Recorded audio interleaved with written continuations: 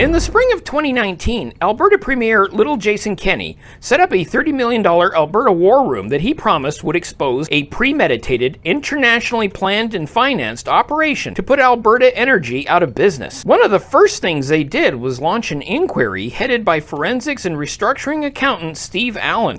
Not that Steve Allen. Well, it looks like Mr. Allen's report is going to say Jason Kenney's claim, like nearly everything from the mouths of Canadian conservatives these days, is a big fat nothing burger. How fat? Well, it cost the Alberta taxpayer $3.5 million.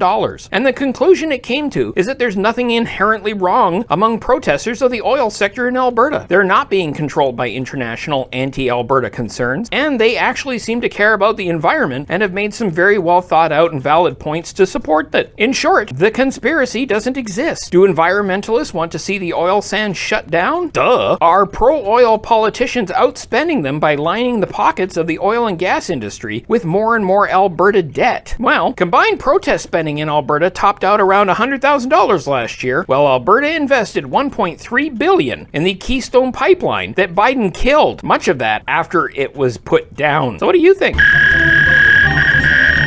On this day in 1959, President Eisenhower signed the executive order making Hawaii the 50th state. This is commemorated by Trudie's birthday and playing of the Hawaii Five-0 theme. We can't afford that. It's also Senior Citizens Day, World Honeybee Day, Poets Day, Geocaching Day, Break the Monotony Day, Spumoni Day, and Homeless Animals Day. Aww. And that's today's Duza Bear Digest. See you tomorrow.